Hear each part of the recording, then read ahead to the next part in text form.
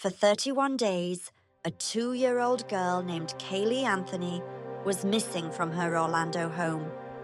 And for 31 days, the only adult who knew it said nothing. This is the Reckoning Files. Caylee Marie Anthony was 2 years old in the summer of 2008. A bright-eyed toddler with a gap-toothed smile who loved dancing to music in her grandmother's living room. She was being raised largely by her grandparents, Cindy and George Anthony, in a modest single-story house on Hope Spring Drive in Orlando, alongside her mother Casey, then 22, unemployed, and still living at home.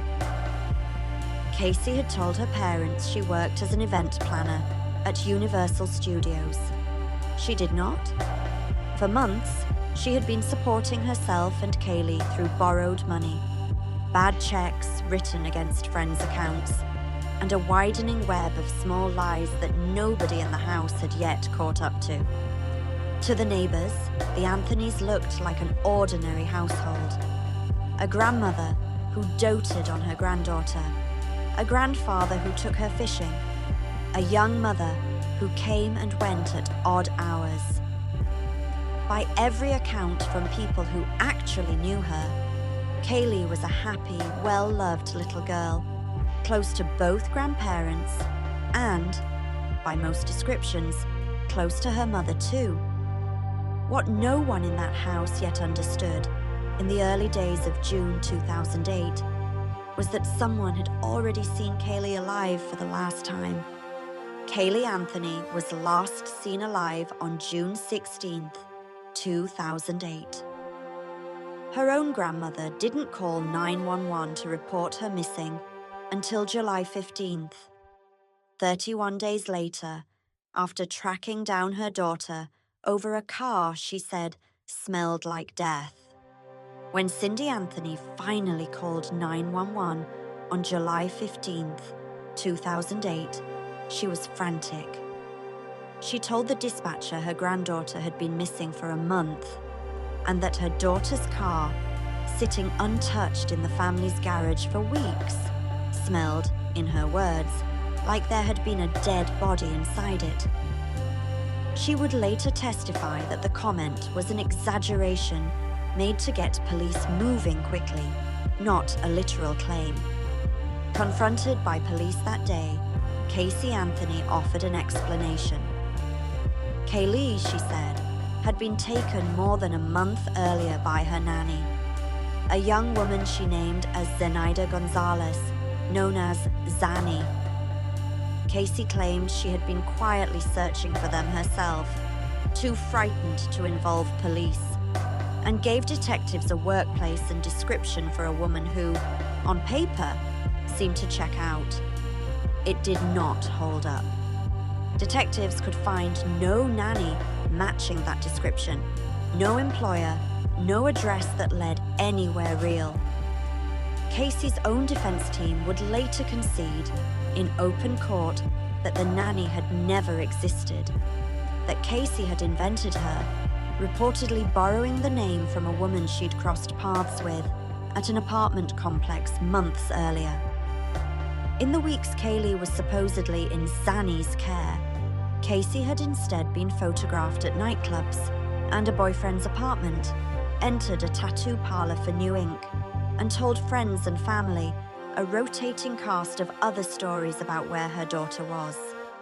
Volunteers and investigators spent weeks searching wooded lots and retention ponds around Orlando for a little girl many now feared had been gone since mid-June. Cadaver dogs, trained to detect the scent of human decomposition, alerted both at the Anthony property and inside the trunk of Casey's car. In October 2008, a grand jury indicted Caylee Anthony on charges that included first-degree murder, aggravated child abuse, and aggravated manslaughter of a child.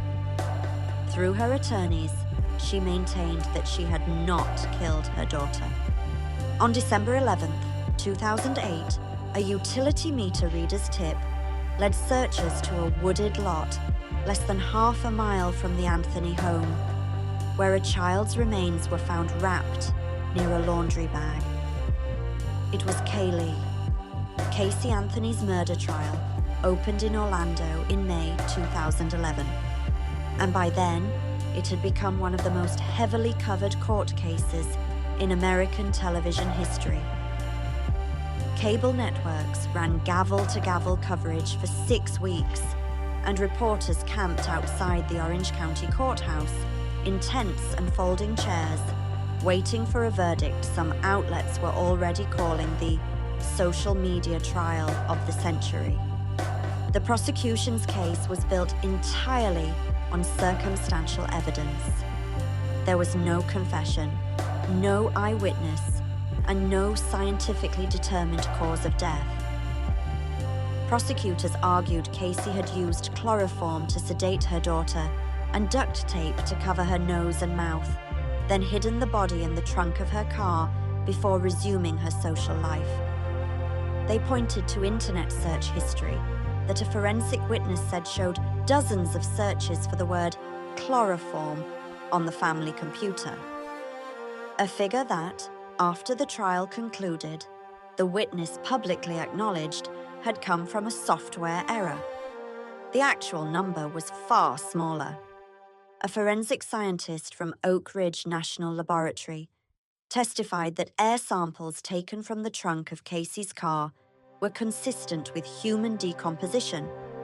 The defense, led by attorney Jose Baez, offered a starkly different account: that Caylee had drowned accidentally in the family's backyard swimming pool that June, that Caylee's father George had found her and, in a panic, helped dispose of the body, and that Caylee, raised, the defense argued, in a household built on secrecy around her own childhood, had spiraled into denial and lied her way through the following weeks rather than face what had happened.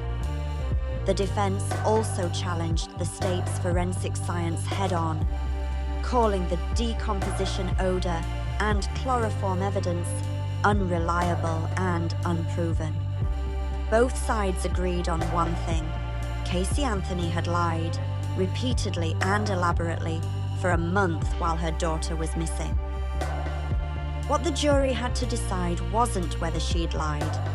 It was whether those lies, the suspicion they created, and a body found near her home added up to proof, beyond a reasonable doubt, that she was a killer.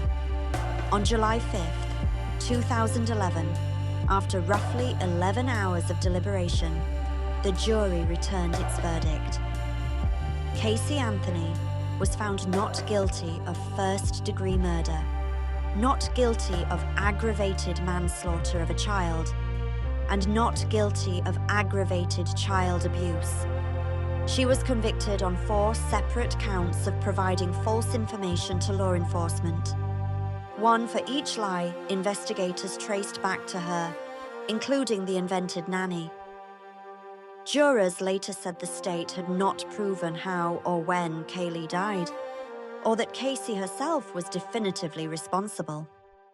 With no established cause of death, and lingering questions raised by the defense about who else had access to the property, several jurors said they could not convict on the most serious charges beyond a reasonable doubt, however suspicious the surrounding circumstances appeared. Anthony was sentenced to 1 year in jail on each of the 4 misdemeanor counts, plus a $1,000 fine per count. Because she had already spent nearly 3 years in custody awaiting trial, the jail sentence was satisfied by time served.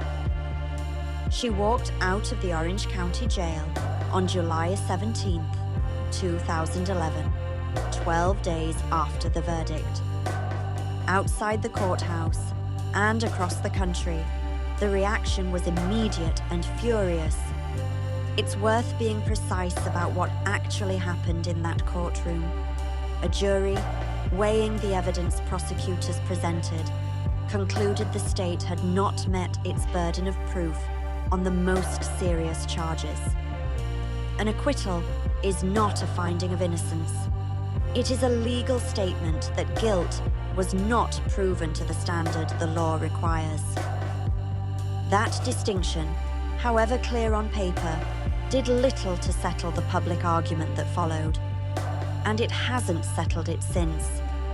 In the years since, the Caylee Anthony verdict has remained one of the most argued over outcomes in American legal history. Legal analysts still debate the forensic testimony that anchored the state's case, the disputed chloroform search count, the untested science behind decomposition odor analysis, and whether it should have carried the weight it did at trial. The backlash toward Anthony herself was fierce and lasting. She received death threats after her release and has said she has lived much of the time since under a changed name and out of public view. Caylee Anthony largely stepped out of public life for years after her release, resurfacing occasionally in interviews. In more recent years, she has spoken publicly about working as a legal advocate and has used social media to share her own account of the case on her own terms. Under the Fifth Amendment's protection against double jeopardy, she can never be retried for Caylee's death, regardless of how the public debate continues. What hasn't faded is the memory of the little girl at the center of it all, a 2-year-old who liked to dance in her grandmother's living room and whose name, more than 15 years later, is still the first thing most people remember about this case. If you want the next case file, subscribe. New files drop Monday and Thursday.